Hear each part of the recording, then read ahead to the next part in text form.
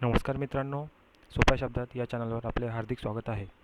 आज आपण Indian express editorial मराठीमध्ये 20 जून 2020 रोजी boycott China, Beijing should note आणि गलवान फेस ऑफ या 3 संपादकीय किंवा एडिटोरियलबद्दल चर्चा करणार आहोत. चला तर मित्रांनो सुरू करूया. पहिलं आर्टिकल आहे Beijing should note. Imperial Japan, Nazi Germany believed they were unstoppable too. China is not the first power to be overwhelmed by hubris. तर एडिटोरियलमध्ये संपादकीयात असं म्हटलेलं आहे मित्रांनो की आता चीनी ज्या कारवाया होऊन राहिलेल्या आहेत त्या एकदमच अनस्टॉपेबल, म्हणजे त्यांच्यापेक्षा मोठा कोणी नाही आणि आम्ही सगळीचकडे ॲक्टिव्ह आहोत आणि आमच्यापेक्षा मिलिटरी पॉवर कोणाची नाही, इंडिया वगैरे एकदम छोटे आहे, आम्ही सगळ्यांना सबसर्वियंट बनवू. सर इथे ह्युब्रिस म्हणजे एक्सेसिव्ह प्राईड, म्हणजे स्वतःचा अति आत्मविश्वास असणे, आणि त्याबद्दल हे आर्टिकल आहे. तर यात असं म्हटलेलं आहे मित्रांनो की इम्पिरियल जपान आणि नाझी जर्मनीसुद्धा स्वतःवर खूप विश्वास ठेवून होते. काय झालं त्यांचं? शेवटी जपानला शरणागती पत्करावी लागली. एवढी मोठी हिरोशिमा नागासाकी झालं, 2 अणुबॉम्बनी पूर्ण जपान उद्ध्वस्त केला. नाझी जर्मनी स्वतः हिटलरने आत्महत्या केली. अशी विचारसरणी जास्त काय टिकत नसते मित्रांनो. त्यामुळे चायना सुरुवातीला म्हणत होता की त्यांचा पीसफुल राईज होणार आणि सगळं त्यांचं पीसफुल होईल, पण आता तसं दिसत नाही आहे. ते सगळ्या त्यांच्या शेजाऱ्यांना त्रास देत आहेत. तिकडे साऊथ चायना सीमध्ये त्यांचं प्रभुत्वाची लढाई सुरू आहे. इतर देशांशी त्यांच्या दुसऱ्या देशांच्या बोटी काय पाडणे, दुसऱ्या देशांच्या ऑइल रिग हडपवणे, हाँगकाँगमध्ये आणि तायवानमध्ये त्यांचं जे प्रभुत्व ते गाजवत आहे त्याबद्दल तर जग सर्वश्रुत आहे. परत जे आपले संबंध आपल्या म्हणजे आपण शेजारी असे चांगले समजतो, म्हणजे आपण शेजाऱ्यांसोबत जास्त कॉपरेशन केलं तर त्यांचाही फायदा आणि आपलाही फायदा. पण 1962पर्यंत असं वातावरण होतं, पण 62च्या युद्धानंतर जवळजवळ 25 वर्षासाठी हे असे फ्रीज झाले रिलेशन्स, म्हणजे आपले संबंध एकदम तणावात राहिले. दोघांना खूप फायदा होऊ शकला असता, पण तो झालेला नाही एकमेकांकडून या तणावपूर्ण संबंधामधून. तर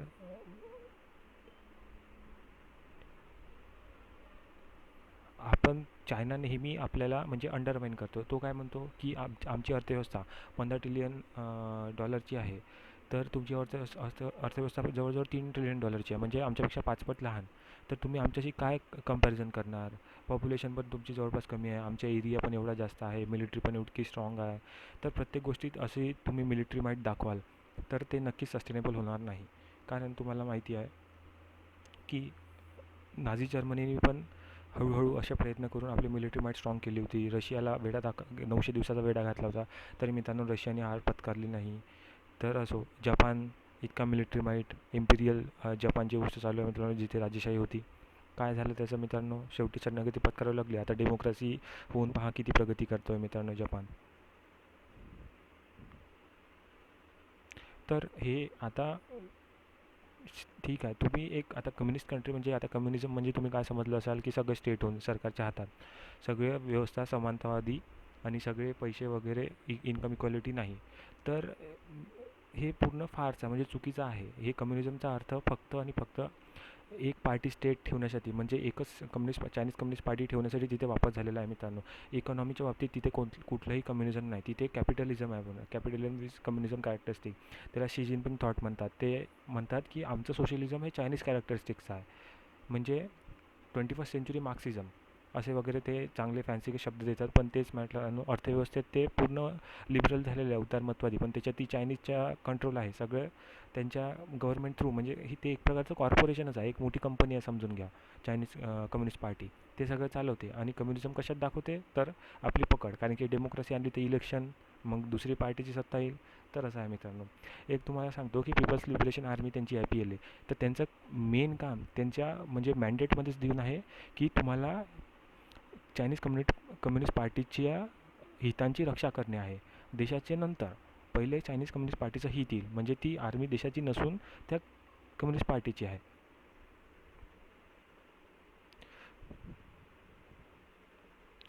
तर तुम्हाला माहीत आहे की जपान ते इंडोनेशिया, म्हणजे जपानच्या सेंकाकू आयलँड्सवर तिथे बोटी नेणे, परत इंडोनेशियाच्या बोटी बुडवणे, फिलिपिन्स टू इंडियामध्ये काय चालू आहे मित्रांनो?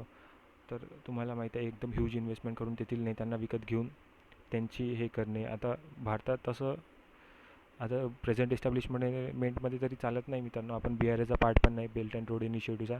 त्यामुळे त्यांच्या बीजिंगच्या नक्कीच डोळ्यात खूपसत आहे. पुढे ठीक आहे, आपण नाझी जर्मनीचे उदाहरण घेतलं, ते पण हरले एकदम बुरी तरीक्याने. आणि इम्पिरियल जपानचं उदाहरण घेतलं, 2 बॉम्ब का पडले, पूर्ण उद्ध्वस्त झालं आणि शेवटी शरणागती पत्करायला लागली. तसं असते. तर मग पुढे परत मग रशिया आणि इथे अमेरिकेचं पण उदाहरण दिलं आहे. रशियात काय झालं, सोव्हिएत रशियाचं union of Soviet socialist republic, जो की पूर्व संमिश्र USSR आणि आताचा रशिया हो इतका मोठा होता, त्यांना मोठं व्हायचं स्वप्न होतं. कोल्ड वॉरनंतर काय झालं, 1991मध्ये पतन झालं रशियाचं. पूर्ण त्याचे देश वेगळे झाले, इतर कझाकस्तान, उझबेकिस्तान हे सगळे त्याचे पार्ट होते. तर सेंट्रल एशियन रिपब्लिक्स म्हणतात त्यांना, CAR. तर हे वेगळे झाले, त्यांचं पण आता डिफीट झालं. आता त्यांची अर्थव्यवस्था आपल्यापेक्षाही कमी आहे, फक्त आता ते मिलिटरी माईट आणि पॉलिटिकल क्लाउट असल्यामुळे. आणि अमेरिकेचं पण उदाहरण दिलं जाते. तर अमेरिकेचं कसं, व्हिएतनामवर ते हरले मित्रांनो. व्हिएतनाममध्ये आता कम्युनिझम आहे, कम्युनिस्ट पार्टी आहे. तर त्यांना तिथं बुरी तरीक्याने हार पत्करावी लागली. अफगाणिस्तानमध्ये इतके वर्ष आहे, अजूनही वॉर जिंकू शकले नाही. तर हे काय झालं, हे सगळे अमेरिकेचे हित जपण्यासाठी इकडे तिकडे, हित जपण्याच्या नावावर इकडे तिकडे आपल्या प्रकारची सत्ता. इराकमध्ये सद्दाम हुसेनची 2003मध्ये सत्ता उलटवली. त्यानंतर माहीत पडलं की तिथे काहीच न्यूक्लिअर वेपन तो वगैरे बनवत नव्हता. तर असं हे इतरांसाठी मारक ठरते. शेवटी मग त्या देशाचं पतन होणे नक्की आहे. भारत हा एक पीसफुल कंट्री आहे, आपण कधी कोणाच्या लफड्यात पडलो नाही आणि दुसऱ्या ह्याच्यात गेलो पण नाही. आणि असं नाही की आपण कमजोर होतो, आपल्याकडे पण खूप शक्ती होती, आपली पण मिलिटरी माईट होती. पण आपण पीसफुल कोएक्झिस्टन्समध्ये नक्कीच विश्वास केलेला आहे. पुढचं आर्टिकल आहे मित्रांनो, की गलवान फेसऑफबद्दल रिअर ॲडमिरल रिटायर्ड, की आता आपल्याला टॅक्टिक्स चेंज करणे आहे मित्रांनो. या आज जे अनआर्म्ड एन्काउंटर असतात, अनआर्म म्हणजे विदाऊट बंदूक, कारण की विदाऊट बंदूक काढून लढको, कारण ॲग्रीमेंटमध्ये तसं लिहून आहे म्हणून.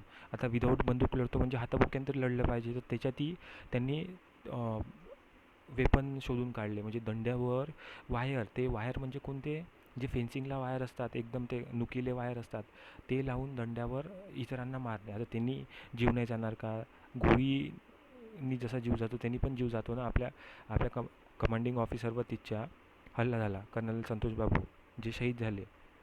तर आता तेव्हा आपण प्रिपेअर्ड नव्हतो, तेव्हा आपल्यावर दगाबाजी झाली होती, दगाफटका झाला होता आपल्यासोबत. त्यामुळे तर आता लेखकांचं म्हणणं आहे की आपण अशा याच्यासाठी तयार राहायला पाहिजे. ठीक आहे, स्टँडर्ड ऑपरेशन प्रोसिजर राहते की काय, म्हणजे काय करायला पाहिजे. अजूनही फायर ओपन नव्हता केला मित्रांनो, ही खूप चांगली गोष्ट आहे. 2 न्यूक्लिअर पॉवर आहे, काही कोणत्याही लेवलला जाऊ शकते. एकदा फायर ओपन केल्यावर ते सरकारच्या हातात नाही राहत मित्रांनो. पण आपण ह्या गोष्टीसाठी, अनआर्म कॉन्फ्लिक्टसाठी, हे म्हणजे चीनची सोचून समजून केलेली एक स्ट्रॅटेजी आहे, की आपण असं नाही तर अशा प्रकारे तरी त्यांना ब्लो देऊ शकतो. दंड्याने मारणे, दगडांनी मारणे. आणि ह्या याच्यामधून 2 गोष्टी समोर आलेल्या आहे. एक, की ते नेहमी अशा ट्रबलला, म्हणजे अशा संकटांना स्वतः म्हणजे मुद्दाम बोलून घेतात, मुद्दाम झडपी करणे, मुद्दाम भारतीय सैन्यासोबत धक्काबुक्की करणे. आणि दुसरं, ते असे फोटोग्राफी करतात की ज्याच्यात चीनी सैन्य जास्त प्रमाणात दाखवलेलं आहे आणि ते भारतीय सैन्यावर चाल करत आहे.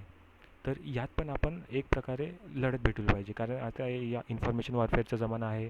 आता जास्त करून पीपल परसेप्शन, म्हणजे हे सगळं आता लोकांमध्ये चर्चेला होतं आहे की बा आपल्या जवानांवर हल्ला केला बा, तर मग आपण पण प्रत्युत्तर दिलं पाहिजे. यांनी फॉरेन पॉलिसीवर इफेक्ट पडतो.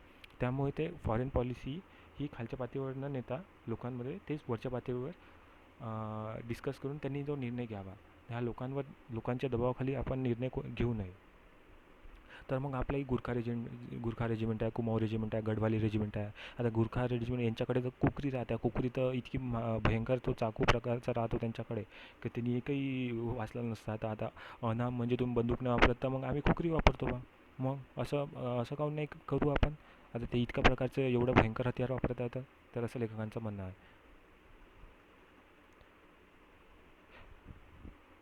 परत आपण ठीक आहे, फायरिंगचं नाही घेऊ शकत, पण आपण पाकिस्तानसोबत फायरिंग करतो मित्रांनो, ते अलग सिच्युएशन आहे. कारण की पाकिस्तान इररिस्पॉन्सिबल आहे, न्यूक्लिअर स्टेट आहे, म्हणजे एकदमच बेजबाबदार जो न्यूक्लिअर पॉवर आहे.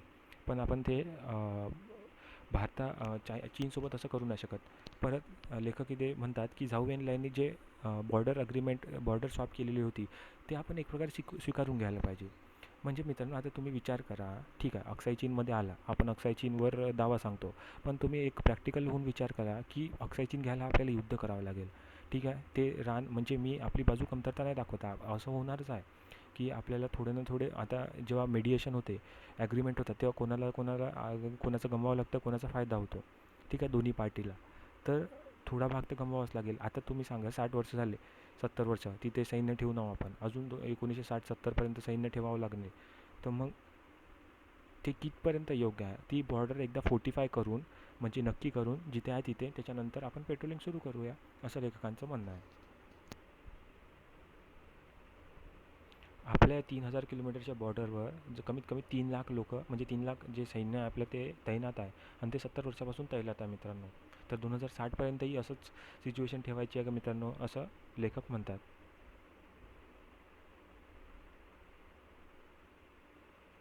तर सैन्याला पण आता 100 वर्ष ती बॉर्डर डिफेंड करण्यापेक्षा आपण एक प्रकारे ती बॉर्डर डिसाईड करून असे संघर्ष टाळू शकतो, असं लेखकांचं म्हणणं आहे. पुढे एक्सप्लेनचा एक आर्टिकल घेऊ मित्रांनो, की why China trade ban is a bad idea. आता तुम्हाला माहिती आहे की सोशल मीडियावर एकदम एक डिबेट चाललेली आहे की बॅन सोशल मीडिया, असे तसे लोक टी व्ही वगैरे फेकत आहे मित्रांनो. तर याचा किती फायदा होईल, म्हणजे किती येते प्रॅक्टिकल थोडं विश्लेषण करूया आपण मराठीत. की आउटरेज, म्हणजे ठीक आहे, 20 आपले सैन्य दलातले जवान शहीद झाले, तर त्याचा बदला आपण ट्रेड वॉरमधून घेणं कितपत योग्य आहे, असं आपण 6 पॉईंटमध्ये समजून घेऊया. पहिला आहे ट्रेड डेफिसिट. आता ट्रेड डेफिसिट म्हणजे आपण त्यांच्याकडून किती आयात करतो आणि आपण त्यांना निर्यात किती करतो. निर्यातीत नक्कीच फायदा आहे आणि आयातीत थोडं नुकसान, कारण की आपली परकीय गंगाजळी म्हणजे फॉरेक्स रिझर्व्ह हा कमी होत असतो. तर trade deficits are not necessarily bad, म्हणजे नेहमीच ट्रेड डेफिसिट किंवा आयात निर्यातीतला फरक हा खराब नसतो मित्रांनो. आपण तर मग आपले समजा 25 कंट्रीज बघितले इंडियन ट्रेडचे, म्हणजे आपण ज्यांच्याशी व्यापार करतो, टॉप 25 देश बघितले, तर त्यांच्यात आपल्या तसे ट्रेड सरप्लस आहे. US सोबत, युनायटेड स्टेट्ससोबत. तुम्हाला माहिती आहे हार्ली डेव्हिडसनचा इशू निघाला होता मागे, ट्रम्प म्हणे की त्याच्यावरचं टॅरिफ कमी करा. परत युनायटेड किंगडम, नेदरलँड्स, एवढ्या मोठ्या मोठ्या कंट्रीजसोबत आपला ट्रेड सरप्लस आहे, म्हणजे आपण त्यांना निर्यात जास्त करतो आणि आयात कमी करतो. मग आपल्याला म्हणजे एकदम इकॉनॉमी एकदम स्ट्रॉंग झाली का आपली? तर नाही. तसंच इतर 22 देशांसोबत इन्क्लुडिंग चायना, म्हणजे कोणते कोणते? France, Germany, Nigeria, south Africa, United Arab Emirates, Qatar, Russia, south Korea, Japan, Vietnam, Indonesia, या इतर देशांसोबत आपला ट्रेड डेफिसिट आहे, म्हणजे आपण यांच्याकडून आयात जास्त करतो आणि निर्यात कमी करतो. तर ह्या साऊथ आफ्रिका, नायजेरिया यांच्यापेक्षा आपली इकॉनॉमी खूप कमी झाली का? तर नक्कीच नाही. तर ट्रेड डेफिसिट हा नेसेसरीली बॅड नसतो. प्रत्येक देश आपापल्या याचा प्रोडक्ट त्याच्या हिशोबाने बनवतो. आता डायमंड आपल्याकडे नाहीच आहे, तर काय करणार आहे? इम्पोर्ट तर करावंच लागेल ना. ऑइल नाहीच आहे जॉग्राफिकली, तर इम्पोर्ट तर करावंच लागेल ना. हां, जे आपण इथे बनवू शकतो इम्पोर्ट करून, तर ते आपण नक्कीच त्याबद्दल वातावरण तयार केलं पाहिजे इथे. आणि इम्पोर्ट आता करायसाठी आपल्याकडे ठीकठाक परकीय गंगाजळी फॉरेक्स रिझर्व्ह आहे, त्याबद्दल आपण व्हिडिओ बनवलेला आहे मित्रांनो, तो नक्कीच बघा, आपल्या चॅनलवर आहे. तर 12 महिन्याचं इम्पोर्ट कवर आपण त्यावर करू शकतो, $500 बिलियन रिझर्व्हवर. तर नेहमी लोक म्हणजे असं फोर्स करणे की लोकल म्हणजे इथचे हे वापरा, इम्पोर्ट केलेले नका वापरू, नच करणे पण कन्झ्युमरला बेनिफिट देणार नाही आहे. पुढे कसं ते आपण बघूया.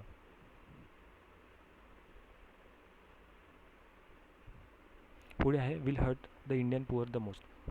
आता ठीक आहे, तुम्ही म्हणतच आहे की बा इम्पोर्टेड वस्तू नका वापरू, इम्पोर्टेड माल नका वापरू, चायनाचा माल नका वापरू. तर ठीक आहे, आता चायनीज ए सी आहे कोणाचा, ठीक आहे, मिडल क्लासच्या घरी चायनीज स्वस्त ए सी, तो काय किंमत पाहिल ना, सरळ सरळ. आता आपण ठीक आहे चायनीज ए सी नाही मागवला, बाहेरून महागाचा ए सी मागवला, फ्रँस जपनीज ए सी मागवला, जो की कॉस्टलीवर आहे. ठीक आहे, तर ते जे श्रीमंत लोक आहेत त्यांना तर काही फरक नाही पडणार. ते तर बसून घेतील नवीन हे जे, आणि हे जे टी व्ही फोडणारे आहे ना, हे पण हे श्रीमंत लोक आहेत, हे चोचले त्यांचेच आहे मित्रांनो. कारण की त्यांना तर फरक नाही पडत, पण ताण पडतो गरीबावर. समजा एखादा, आता इयरफोनचं साधं उदाहरण घ्या. चीनी इयरफोन येतात 20 ते 30 रुपयापासून तर 150-200 रुपयापर्यंत. चालले नाही चालले. लहान लहान स्टुडंटचं तर काम भागून राहिलं, जे गरीब आहेत ज्यांना जास्त इयरफोन. मी तर असं ऐकलं मित्रांनो की इयरफोन पण 16-17 हजाराचे येतात. मग आता बघा, ते नुकसान कोणाला होईल? तेच इयरफोन डबल टिबल भावात दुसऱ्या याच्यातून इम्पोर्ट करावे लागले, तर मग आपल्या या देशातला गरीबच नाही पिळून जाणार का त्याच्यातून? तर याच्यात कन्झ्युमर सफर करतो. आणि ठीक आहे ना, आपण पुढे पण बघूया points.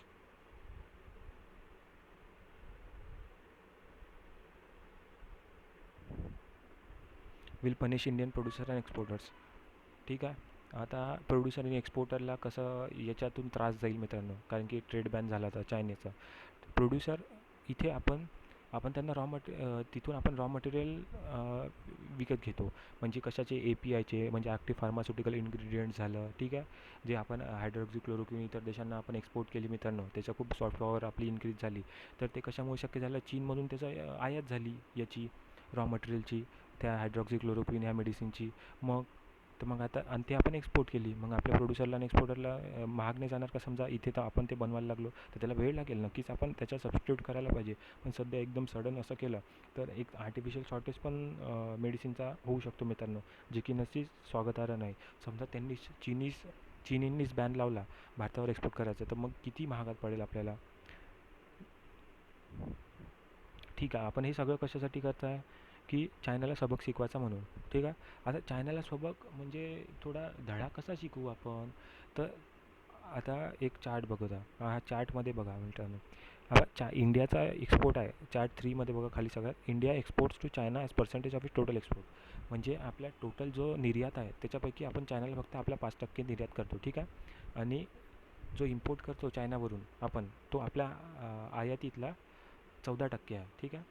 Wear as चायनाज import from India, म्हणजे चायना जो आपल्या देशातून आयात करतो तो फक्त 0.9% आहे. म्हणजे आपल्याकडून जो जे जातो, एक्सपोर्ट जातो चायनाला, तो फक्त 1%पेक्षा कमी आहे. आणि चायनाज एक्सपोर्ट टू इंडिया 3% आहे फक्त त्यांच्या एक्सपोर्टच्या. मग आता हे सगळं कमी केलं तर भारताचं किती टक्के नुकसान आहे याच्यात तुम्हाला नक्कीच आकडे कळत असतील. तर 14% आपलं इम्पोर्ट म्हणजे खतम होऊन जाईल आपल्याला. एवढा 14% दुसरीकडे वळवावं लागेल, त्याची प्राईस किती वाढेल. परत आपला एक्सपोर्ट 5% आहे, तर 5% एक्सपोर्टचं आपलं नुकसान होऊन जाईल. आणि आता पहिलीच कोविड-19ची महामारी आहे, त्याच्यात इकॉनॉमीची पूर्ण बट्ट्याबोळ झालेला आहे. तर तुम्हीच विचार करा मित्रांनो, की आता हे कितपत योग्य आहे. म्हणजे चायनाला याच्यातून आपला उद्देश काय आहे, चायनाला सबक शिकवणे, धडा शिकवणे. तो आपण इतरही ग्लोबल कन्सेन्सस तयार करून Japan, Taiwan, Australia, US, Singapore, इतर जे मोठे मोठे UK हे देश आहे यांच्याकडून ग्लोबल डिप्लोमॅटिक प्रेशर तर आणू शकतो ना, आपल्याकडे आहे ना ऑप्शन. तर ट्रेडमध्ये स्वतःच्या पायावर कुऱ्हाड मारून घेण्यात काही अर्थ आहे का मित्रांनो, तुम्हीच विचार करा. परत आपल्या इथे ते मोबाईलचं आहे, मोबाईल इतके म्हणजे स्वस्त येतात, तर त्यांनी कित्येक विद्यार्थ्यांना फायदा होतो आहे मित्रांनो. म्हणजे पहिले मोबाईल यायचे एकदम असेच मोबाईल 13,13, 14,14, 15,15 हजाराचे. आता तेच मोबाईल 7,000 आणि 8,000 म्हणजे मिनिमम 2 GB 3 GB रॅमवाले मोबाईल येतात, ज्याच्यात तुमचे ॲप चालू शकतात. म्हणजे गेम खेळायसाठी नाही म्हणत आहे मित्रांनो, नेट वगैरे चालून यूट्यूब वगैरे ज्यांना व्हिडिओ वगैरे पाहायचे आहे, शैक्षणिक कामकाज करायचं आहे, तर त्यांचं काम गावातल्या मुलांचं खूप चांगल्या पद्धतीने चालतं आहे मित्रांनो. तर त्यांना किती फटका पडेल. आपल्या डिजिटल इंडियाची इनिशिएटिव्ह आहे सध्या, हा मधात जो रोडा येईल तर तो नक्कीच आपल्यासाठी हिताचा ठरणार नाही. पुढे India will lose policy credibility. आता ठीक आहे, आपण ओव्हरनाईट डिसिजन घेतला की सब इन चायनीज प्रोडक्ट बॅन, तर त्यांनी एक पॉलिसी क्रेडिबिलिटीमध्ये एक संदेश जातो. जे पॉलिसी म्हणजे इन्व्हेस्टर राहतात त्यांना कशी स्टेबल पॉलिसी पाहिजे. ते जे आता ठीक आहे, ते म्हणतील मग तुम्ही चायनाचा इम्पोर्ट बॅन केला, उद्या तुम्ही आमचाही करा आणि आमच्यासोबत काय झालं तर एक स्थैर्य नाही आहे धोरणात. स्थैर्य पाहिजे, पॉलिसी स्टॅबिलिटी हवी. त्याच्यानंतरच इन्व्हेस्टर आपल्या देशात गुंतवणूक करेल. आणि त्याला आता तुम्ही बुलेट ट्रेनचा इश्यू पाहिला, आपण बुलेट ट्रेनशी करार केला होता जॅपनीज कंपनीसोबत, पण आता थोडं सत्ता परिवर्तन झाल्यामुळे त्याबद्दल थोडा विवाद चालू आहे. तर हे पॉलिसी अनसर्टेनिटी नको आहे मित्रांनो. त्यांनी आपल्या ग्रोथमध्ये फरक पडतो, आपल्याला खूप हानी पोहोचते. पॉलिसी अनसर्टेनिटी नक्कीच हिताची नाही. पुढे raising tariffs is mutually assured destruction. आता तुम्ही टॅरिफ रेज, ठीक आहे, टॅरिफ रेज करा म्हणताय. टॅरिफ रेज करून काय, हे टॅरिफ रेज कोण करत आहे, म्हणजे ही मागणी कोण करत आहे, की ज्यांना कॉम्पिटिटिव्ह व्हायचं नाही. म्हणजे जे आपले इथचे जे आपले प्रोड्युसर आहेत त्यांना कॉम्पिटिटिव्ह व्हायचं नाही. आता तिथून टॅरिफ रेज केलं तर इथं पुन्हा परत महाग राहील, WTOकडे लिटिगेशन जातील. आपण पहिलेच एक लिटिगेशन हारलो मित्रांनो, आपण शुगर केन सबसिडी देतो म्हणून ब्राझीलने ते WTOसोबत जिंकलेला आहे तो खटला. तर इम्पोर्ट ड्युटीज चायनीज गुडवर ते करणे म्हणजे स्वतःच्याच म्हणजे जास्त हे करून घेणे. कारण की API, इलेक्ट्रॉनिक्सचे कंपोनंट हे जे आहे आपले जे इमर्जिंग सेक्टर आहे इलेक्ट्रॉनिक्स, समजा आपण ठीक आहे सगळे तिकडे कंपोनंट्स आपण इथे असेंबल करतो, नावाची असेंबल करतो, सगळं इम्पोर्ट चायनावरूनच होते. APIचं उदाहरण दिलं तर एक उदाहरण देतो मित्रांनो. हुवावे जी कंपनी आहे ज्याबद्दल एवढा I5Gचा हे आहे, तर ती $122 बिलियन पूर्ण जगातून कमवते आणि भारतातून किती कमवते, फक्त $1 बिलियन. किती नुकसान होईल, किती तुम्ही एकदम हानी पोचून राहिले. तर असं आहे, आत्ताच BSNL MTNL ते पब्लिक सेंटिमेंट शांत करायसाठी तसं केलेलं आहे मित्रांनो गव्हर्नमेंटनी. तर असं चांगली गोष्ट नाही आहे. तर हा व्हिडिओ कसा वाटला हे नक्की कळवा मित्रांनो. काही शंका किंवा सल्ला असल्यास कमेंट सेक्शनमध्ये कळवा आणि थोडा प्रतिसाद वाढवा मित्रांनो. तुमच्या प्रतिसादाची गरज आहे. धन्यवाद.